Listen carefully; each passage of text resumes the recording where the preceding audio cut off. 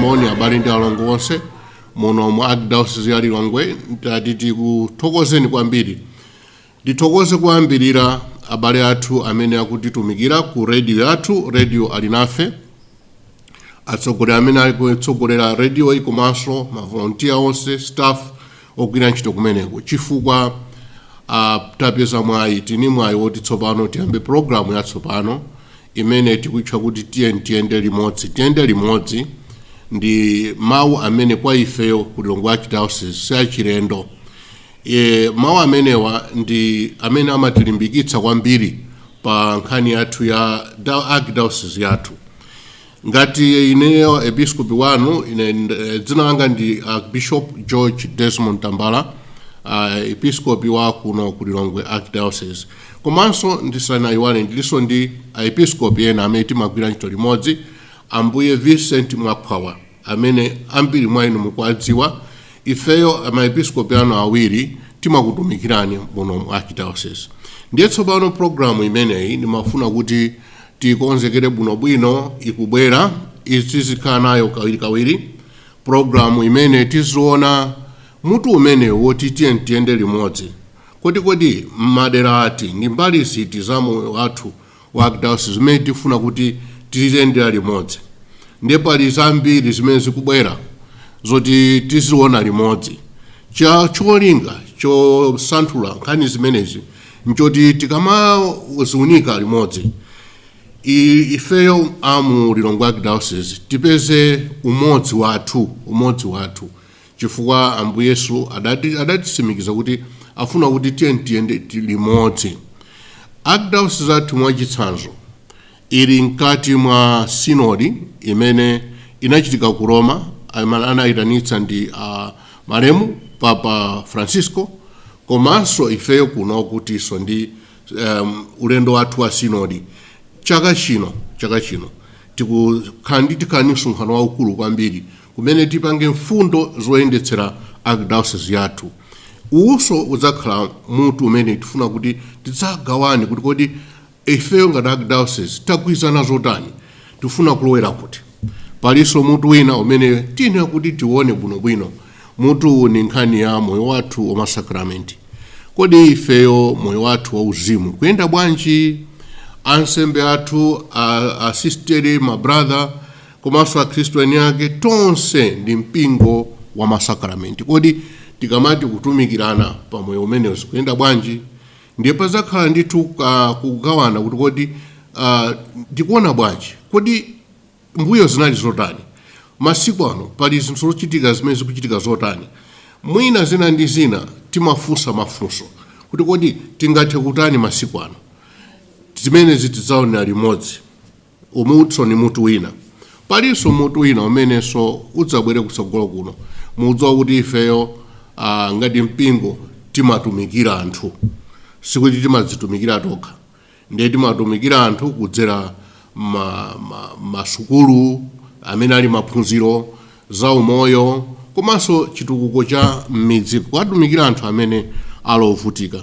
Tizaina kuti tionenso zimenezi kuti kodi mbuyo omwe mwina zinali zotani, pakali pano tikutani. Kodi nanga kuti zimenezi zipite patsogolo tiyenera kuti tiziyendese bwanji. Tiyeneranso kuzakamba za mpingo wozidalira mwachitsanzo kuti kodi ifeyo tikamagwira ntchito yathu, tikamatumikira, tikamati mpingo wozidalira oyenda pamodzi timatanthauza chani. tiyena kuona so za chiphunzitso kodi anawa tikuwaphunzitsa zotani, chifukwa masiku ano tikumva zambiri kuti ana athu abale athu ana athu amene akubadwa sakudziwa chikhulupiriro chawo. Tidzaonanso za banja kuti kodi mbanja sikuyenda bwanji. Zonse zinangonena pa mwachidule pali zambiri, koma ndakufuna kuti tione kuti programu imene kubwerayi idzakhala ndi zotani mkati mwake. Padzakhala mwayi wotinso inunso muzipereka maganizo anu, sikuti ine ndizalankhula ndekha ya, koma inunso tidzakutsekulirani mpata kuti mwakuleso mupereke maganizo anu ndipo tidzakumvetserani, ndipo tifuna kuti tiyendere limodzi. Chachikulu chimenecho kuyenda limodzi. Ndiye ndimangofuna kuti tioneko za programu imeneyi.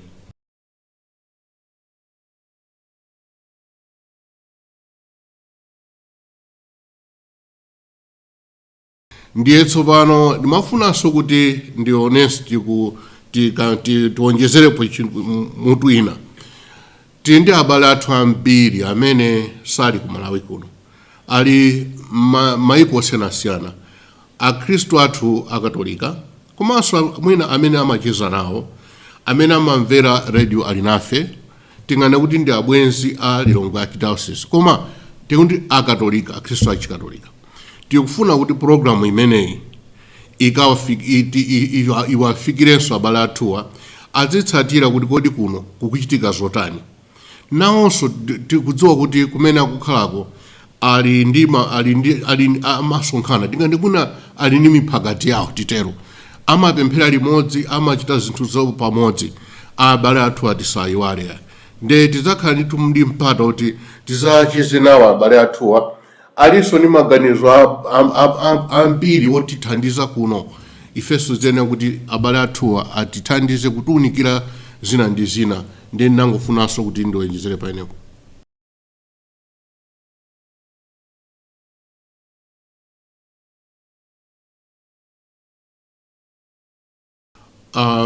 Pali ifeyo tikuchokera kutali ngati mpingo pafupi zaka 2000 chikhristuchi.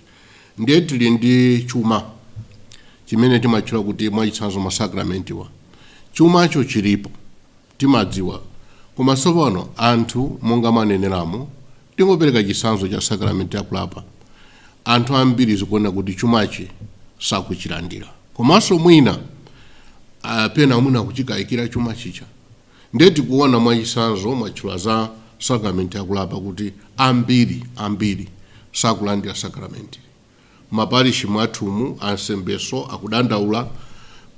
Tikufuna even ngakhala apezapo kuti tione njira zatsopano zokufotokozera anthu za chuma chimenechi. Ndiye tifuna kuti ngati Archdiocese tionenso moyo wathu wauzimu, tionenso maganizo a anthu masiku ano mene akukhalira, ndipo chumachi achilandire. Ine ndikuona kuti kungakhale kovuta kapena kuti sikungakhale bwino kuti zimene Ambuye Yesu anatisiyira zingofera choncho, chifukwa Ambuye Yesu adanena kuti popanda inu ineyo simungakhale moyo. Ndiye ni moyo wathu umenewo. Ngati sitidya chakudya tifa, ngati sitilandira madzi timafa ndi ludzu. Ndiye chimodzimodzi moyo wathu chuma chathu tiyenera kuti tichione tingachilandire bwanji. Ndiye nangofuna kuti ningopereka chitsanzo cha monga sakramenti imeneli lakulapa.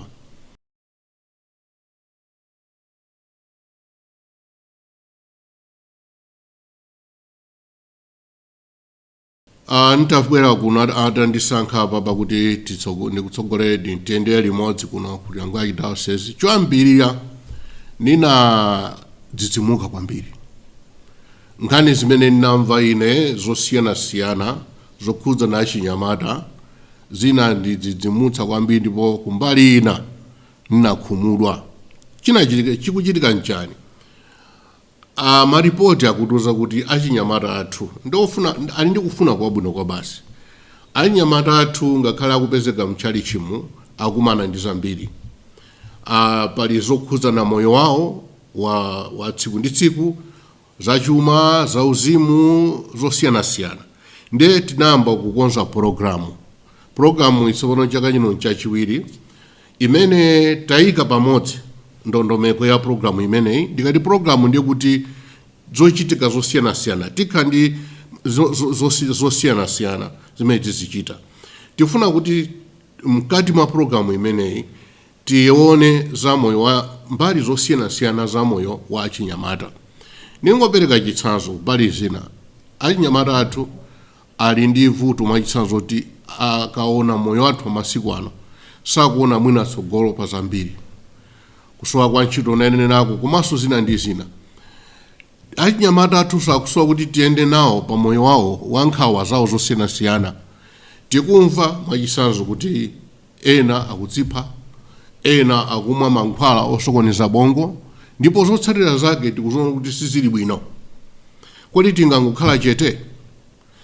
Achinyamata athu anso akusowa ali ndi mphatso zambiri, maluso mwachitsanzo maluso zosiyana-siyana za manja, aliso ndi maluso kuzana za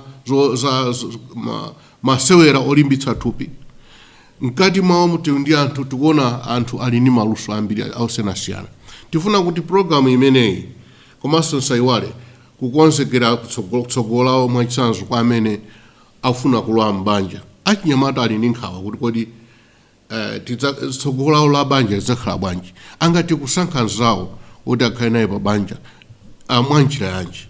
Ndiye zonsezi programu imeneyi tapeza katswiri osiyanasiyana mu mpingo wathu wa Katolika amene atithandize kuti programu iwafikire achinyamata athu. Ndiye mwachidule ndingane kuti programu imeneyi ilipo ndithu.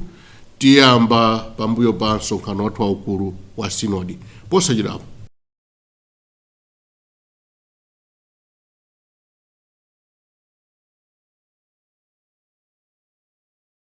Ndiye tisanasiyane ndati tingokumbutsana zimene taona limodzi.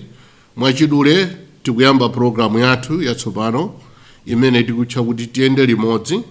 Programu iyi ikhala mwayi wapadera oti ineyo ngati episkopi wanu ticheze tikambirane tione limodzi zochitika muno mwa archdiocese ndi mbali zosiyana-siyana za moyo wathu.